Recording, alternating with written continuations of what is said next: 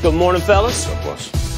So, Zion was back in action. Yes, he was. Well, you guys caught Action that. is right.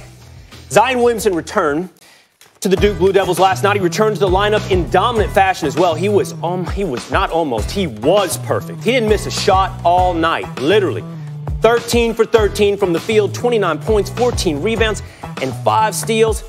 Here's Zion and Coach Jim Boeheim after the game. So the people who thought I wasn't going to return, they weren't smart. Like, I love playing with Duke. I love my teammates, and it was great to be back. What would you want to say to those people who question if you'd come back?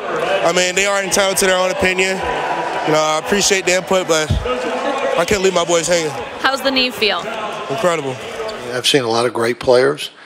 I'm not saying he's better than those guys, but he's a different player. He can do things that nobody has done in this game. I mean, Charles, like I've said, it was close, but this guy's bigger, stronger, and I mean, he's crazy, different type of player. There's not guys like him. Let's bring in another Blue Devil. There you see him. It's Jay Williams coming into First Take. What's up, Jay? What's up, Will? What's up, S.A.? What's up, Matt? Jay Will? What's going on, Jay? What's going on? But we're going to start with you, Stephen A. Yeah. Love. How does anyone, or any team for that matter, stop Zion Williamson? Oh, I got a simple way. It's actually not that hard to stop Zion Williamson. You want me to tell you what you do? You foul him. That's what you do. You foul him. When you look at him last night and playing for Duke, this dude shot 2 of 9 from the free throw line. That's really the only way. Other than that, force him to shoot perimeter shots, which is pretty difficult to do since most defenders are moving out his way at this particular moment in time. He's a physical freak of nature. He's an absolute phenomenal specimen. He's clearly going to be the #1 overall pick. He's big time, make no mistake about it. His athleticism, the mass, the size, his hops, it's ridiculous. But here are the question marks. The jump shot is really a set shot, #1. And #2, send him to the free throw line. Because if you send him to the free throw line, what's he going to do there for you? You shoot 2 of 9. That's basically, do you realize he missed 7 free throws last night? 7 of 9 free throws. It's the only shots he missed. The only shots he missed. But it is, but if somebody misses 7 of 9 free throws, I bet you this one thing, Roy Williams in North Carolina tonight is going to foul him quite a few times. Because how else are you going to stop him? And he's going to be hyped to go up against them. Because remember, he got hurt 36 seconds into the game against North Carolina. And then the second go-round when they went to Chapel Hill, because that was at Cameron Indoor Stadium, they beat him. North Carolina beat him twice. You 8 miles apart, man. You know what I'm saying? You know how Jay Williams knows what I'm talking about, how those colleges compete with one another. And it ain't just on a basketball court, just for the record. I mean, you got bragging rights in a lot of ways in Chapel Hill, in that Durham area. So he's going to be hyped tonight. Roy Williams needs to foul him a lot because that seems to be the only way to stop him. I mean, like, how do you stop Zion? But by stopping him, does Duke still win? Because then you didn't really stop him. Zion's a team player. So the issue is, how do you beat Duke, right? Well, I mean, you pack the middle and make them hit shots from the outside. But you knew that going into this season. That's what you do against Duke. And if they're hitting shots, good luck. Zion, by the way, is a two-way player. He's a defender. He's a willing passer. He is a better shooter than a lot of guys his size at this point in their lives or careers. And I want to say something about what Zion said to those who are giving him the advice, hey, don't play another game, because I am one of them. What did I always say, Stephen A? Well, I'm not trying to tell. If that's what's in his heart that he wants to play, he needs to play. And good for him for addressing it. Even the way he addressed critics who say, hey, there's too much at stake for Zion to fulfill his commitment to the team. He respectfully says, okay, thanks for the advice. I love doing this. This is what I want to do. This is me. Good for him. He is in all the important ways, he's a perfect prospect. In all the important ways. Yes, he could shoot a little better. He could shoot free throws better. There are things about his game that he can refine. But he has greatness written all over him. And even if you stop him, I don't know. I mean, if they're not hitting their shots, I suppose you've stopped him. But if his teammates are hitting shots from the outside, good luck stopping him. Hey, Jay, take this. Give me the game plan, literally. Is it what Stephen A. said? Is it hack a Zion? How do you go about stopping Zion? Hell, you can do this at the collegiate and the professional level. How do you stop a guy who's almost perfect right now? Yeah, well, I was going to say a couple of things to unpack here. Number one, to address what Max just said. Look, the sentence he said before that, right? Because that was the second time that Allison asked him the question, how would you address your critics? He first off said they're not smart. He's like, well, those people aren't smart. So, like, Zion has an edge to him that is different, that he's going to bring into this game tonight. Now, he was able to quickly recalibrate that and give the politically correct answer, which I give him a lot of credit for. He's very in tune. He's very smart. He understands how to play the game. So he said a little edgy comment, and then he gave an uplifting comment to ease the edgy comment, okay? So that's number one. He understands how everything's playing into it. Secondly, how you stop him, I agree with SA. You stack the lane. You force him to be a free throw shooter, and you force him to see multiple defenders. Zion Williamson, and one of the reasons that I said I was worried about him coming back to some degree is that he is freakishly athletic. Did you see what he did? Like, every single play that he had last night ends up being a highlight because he has a 45-inch vertical. You take that away, all of a sudden, what other parts of his skill set does he bring to the table? I mean, he tries to barrel through contact. He won't be able to do that at the next level.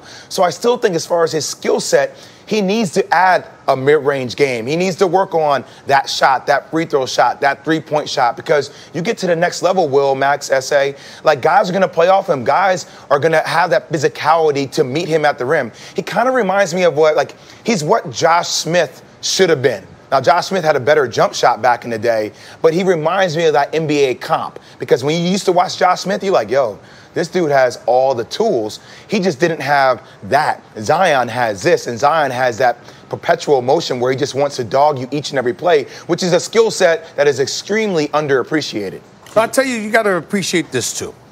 And this is what people don't realize. When you go up against a surreal talent, particularly one who's emotional on the court, and by that I mean it in a good way. You've got to people don't realize that the great coaches figure out a way to frustrate you. It's not just about simply taking away your strength. It's taking away your preferences. Zion is a physical freak. Zion loves making the highlight reels. He loves dunking the basketball all over the place. What if you made him shoot jump shots? What if you took away the interior? What if you made him show you a mid-range game or a game beyond the three-point arc or foul him? You got to remember, that could serve to quell the momentum of Duke. But don't you think coaches are coming into games saying those exact things and being incapable of executing it? I think to some degree when you talk about incapability, sure, because you see guys intimidated by him and moving out of his way because he's so big and he's so powerful. But that's these guys. That might not necessarily be North Carolina. That's certainly not going to happen deep into the NCAA tournament. When you're going up against Gonzaga and Kentucky and North Carolina and Michigan State and people like that, oh, no. Those programs is going to be a different animal. That's what's going to make it interesting. That's why I'm saying, even if a guy's not Jay. Go ahead, Jay. Go ahead, Jay. No, I was going to say, look, if you hold Zion Williamson to 15 and 10, that's a great night defensively. That's a great night defensively because he's going to get you 10 boards just off his relentlessness to attack the rim. He's going to get you a couple of rebounds, a couple of putbacks because that's the way his game is built. But if you stop him from having 29, 10, and 5, like that's how you limit Zion Williamson. That's how you beat Duke. Let him get 15 and 10. That's what he's going to get anyway, but make him work for all that stuff. Just look at Duke with him and without him. That's what I mean when I say, how do you stop Zion Williamson? We're really asking, how do you play Duke with Zion Williamson on the floor? Because you can keep a guy's numbers down, but his team is still functioning very well. They did not function nearly the same without him. And you don't have to be a great passer to be a willing passer, to make the right basketball play. I think about, talking to a producer today, Stephen A., Dominique, shout out, saying, why is it that Zion's so likable? You find people kind of dissing Blake Griffin at a similar stage, even in his career, maybe a year or two later, but had a similar game in certain respects. What is it about Zion that makes people? I think the answer is with him. Not only is he differently kind of physically freaky, but he's a willing passer who takes it hard to the rack all the time. You think about the Greek Freak. Same kind of thing. The guy always takes it hard and yet is a willing team player. And that's recognizable. So even if you stop him, Jay, you hold him to 15-10, and Duke wins, did you really stop him? But Jay, let me also go here. I hear where Max is coming from, but let me also go here.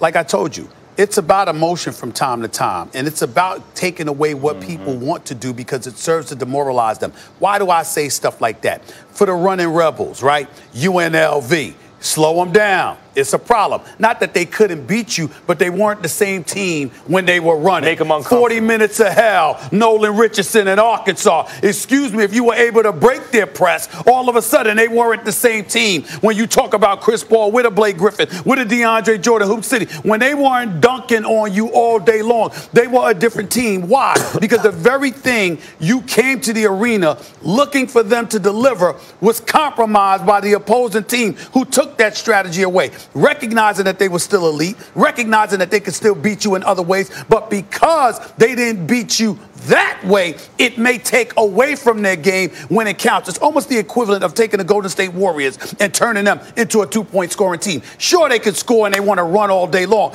but if Steph Curry and Klay Thompson ain't slinging bombs, something is taken away from them. They're not the same. And I'm not telling you you're wrong. It's just easier said than done. Sure. Hold on real quick, Jay, because we had a little bit of controversy last night, and we narrowly escaped a bigger controversy in Zion's return because Syracuse guard Frank Howard, it looked like he tried to trip Zion in the paint. Now, Howard strongly denied any of these allegations after the game. Listen.